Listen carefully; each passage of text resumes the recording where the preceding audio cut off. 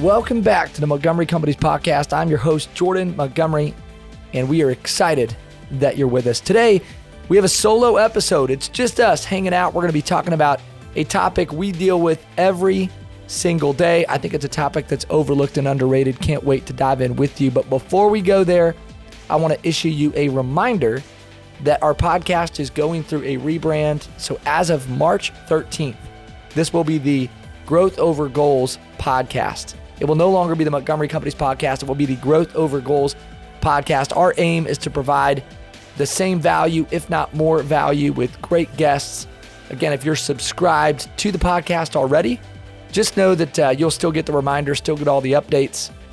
But if you're looking for us on iTunes, Spotify, just type in Growth Over Goals. You'll find us there, and can't wait. We have a great year of guests coming up. We have Dr. Henry Cloud, Craig Rochelle, so many other guests in store for you, and we're excited to dive into those great conversations and share more valuable content. Our aim is to help the leader go faster, farther, and we're going to do that today as we dive into the topic of first impressions, something we deal with each and every day as individuals, whether you're thinking about this through the lens of business or just thinking about this through the lens of everyday life. Our initial interactions with people, our conversations, our dialogue, our discussions are so critically important in building trust, shaping relationships, and ultimately creating opportunity. I want to give Dr. Ann Demarais a shout out. She wrote a book called What You Don't Know About How Others See You. I want to point out a few things from Dr. Ann Demarais' book. Number one is a halo effect. Check this out. Some social psychology when it comes to first impressions. The halo effect is this. If you see one positive thing in someone, you're likely to assume they have other positive qualities or behaviors.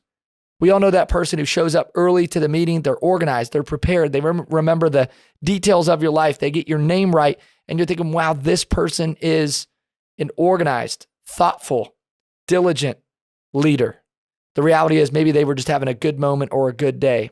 The opposite of that would be the horns effect. The horns effect is this. If you see one negative thing in someone, you assume there are other negative traits or behaviors. That person that shows up 5 minutes late to the meeting, they're stressed out, unorganized. Maybe they forget your name or they just feel a little bit rushed or off, and we're quick to assume that that person might just be an unorganized person who maybe doesn't care or isn't invested in the meeting or in the moment. This brings us to the primacy effect. The primacy effect is this idea in social psychology that we weigh initial information more heavily than later. The first thing we know about someone we believe to be more true than the second things we see about them. Someone sees a small percentage of you and they assume it represents 100% of you. This seems unfair, and maybe it is, but as humans, we subconsciously process. We subconsciously make assumptions. We subconsciously evaluate people in a matter of seconds. In fact, it's been said we get 31 words in 9 seconds before someone has started making a first impression. If you're in sales, if you're in the people business, if you're leading, influencing, moving people, it's important for us to think about how we're showing up in our initial interactions. We want to give you 4 things to think about and then 4 things to implement when you're making a first impression. Of course, there are many things we could talk about, many things that we could do a deep dive on when it comes to a first impression. We just want to give you 4 things to consider, 4 things to implement that might allow you to be more impactful and effective when making a first impression. The first is brevity. Things to consider. Brevity. We at Montgomery Companies get to interview a lot of communicators, salespeople, leaders, keynote speakers. And when we interview people and we assess and we evaluate people in interaction, what we find is that we hardly ever tell somebody to speak more. In fact, we almost always tell someone to speak less, to say less. We do this with financial advisors, and they've got this part of their sales process. It's called the approach. It's kind of the introductory comments about their team, their company, their process. And oftentimes it turns into a bit of a monologue where they go 2 or 3 minutes. We've listened to thousands of people, thousands of financial advisors specifically give what their approach language. And I don't know that I've ever told somebody in the evaluation to speak more. Conversely, we've told hundreds of people to speak less. Get to the point. After about 30 seconds, the human attention span starts to wane. It drastically changes. And if that's true, and our approach, our introductory comments is a 3-minute monologue, what that means is that person's really only catching about the first 15% of what we said. So brevity is so critically important. Number 2 is gratitude. It takes a long time to establish trust. It takes only seconds to build it. One of the key strategies in building trust in a first impression is gratitude. There's a difference between having a grateful heart and sharing your grateful heart. Maybe you're talking about your team, right? You're a salesperson, you're a leader, you're talking to a prospective client or a client, you're talking about your team. You could say, hey, I work with a great team. We have 100 years combined experience on our team. Sophisticated, smart people. We have a impactful team. That'd be one way to talk about your team or speak about your team. Another way to do that would be to say, hey, I'm so grateful that I get to show up to work each and every day and work with some incredible humans who have strong values, who are insightful and deeply caring. I feel so fortunate that I get to show up to work each and every day, work with some of my best friends, people I really care about. They also happen to have a ton of experience. They're sophisticated and they're really good at what they do. If you're talking about your background, you could say, I just kind of started into this business after college. I got my degree in XYZ from this university, and now I'm here and I've been here for the last few years and I'm really enjoying my career. Or you could say, I feel so lucky that I met this career when I graduated from college. It changed my life. It changed the way I looked at things. I met some incredible people. I'm so fortunate to do this work. And this is why I got into this line of work. This is why I got into the business. There's a different type of posture when you're sharing gratitude and you're perceived to be somebody who is more joyful, optimistic, and can be trusted. So number 1 is brevity. Number 2 is gratitude. Number 3 is pace. Consider your pace in the initial stages of a conversation. We want to be deliberate, slow, and direct. When you're deliberate, slow, and direct, it communicates to your audience that you are confident and assured.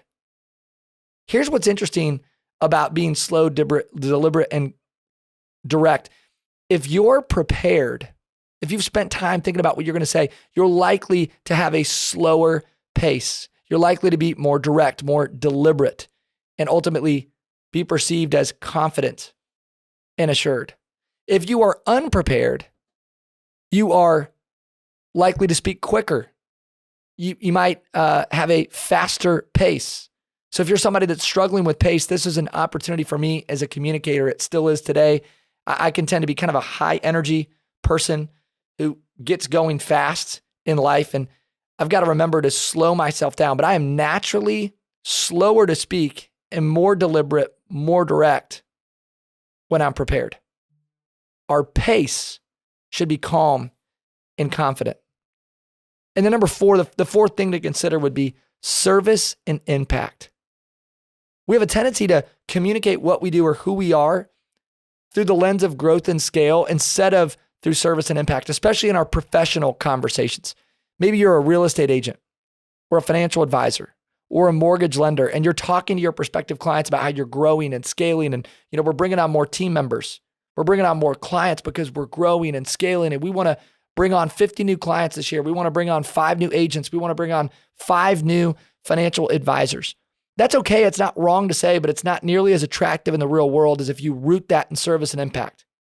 We want to serve 50 new clients this year.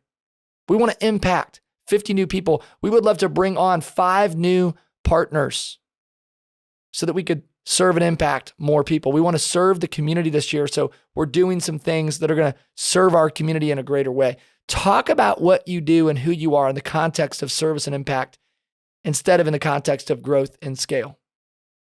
4 things to consider: brevity, gratitude, pace, service and impact over growth and scale. 4 things to implement when you're making a first impression. Number 1 is questions. It's been said, people don't retain truth when you dump it. They retain truth when they discover it.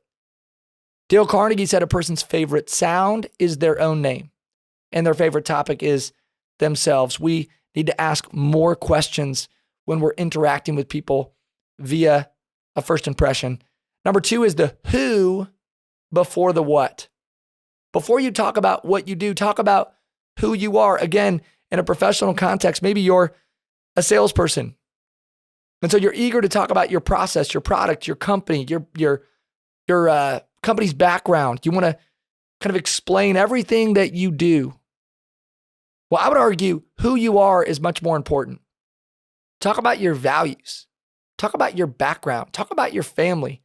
If faith is important to you, maybe talk about your faith. In other words, tell me who you are before you tell me what you do. Why does it matter? Because people buy who you are, not what you do. People don't buy products.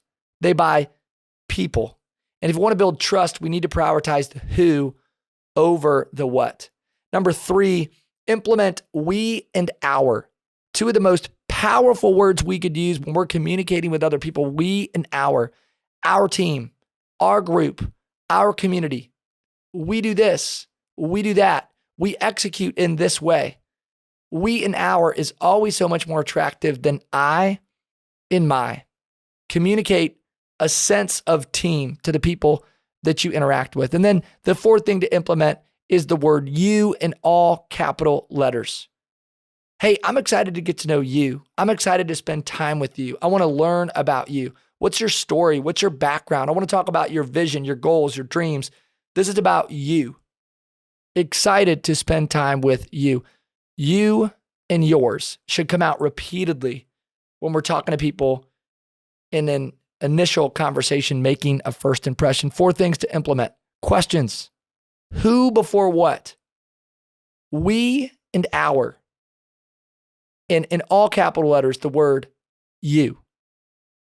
It's been said we get 31 words in 9 seconds to make a first impression. It's something we deal with each and every day.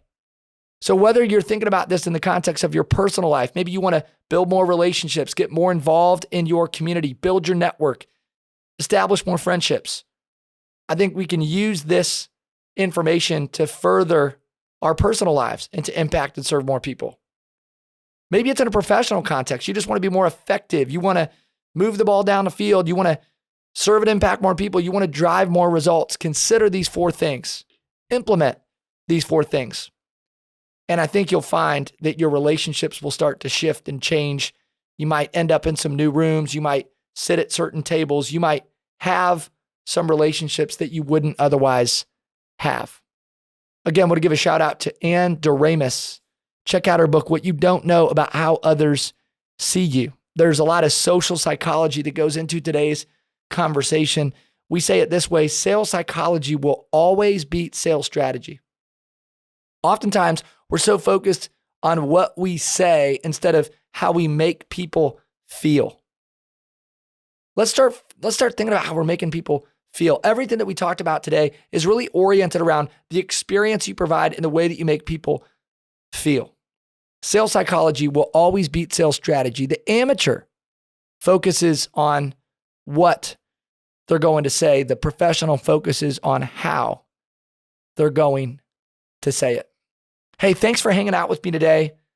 This is the Montgomery Companies Podcast. I'm your host, Jordan Montgomery. Again, I want to remind you, we're moving to the Growth Over Goals podcast here March 13th. Looking forward to having you with us on the journey. Thank you for tuning in. Thank you for showing up. If we could be helpful to you, send us a direct message on Instagram or LinkedIn. Check us out on Facebook. Go to our website, montgomerycompanies.com. We'd love to come alongside you and serve you in a deeper way this year and help you in your personal and professional journey. This podcast is designed to help the leader go faster, farther. We hope we've helped you do that today. If we have, we'd love it if you would subscribe to this podcast, rate, review the podcast in an effort to move our mission of impact forward. I want to also say thank you to our producers, John Choate, James Roth of Storyline Multimedia, for all the work they do behind the scenes to make this podcast go round. God bless you. Be well, be great. Have a wonderful day. We'll catch you real soon.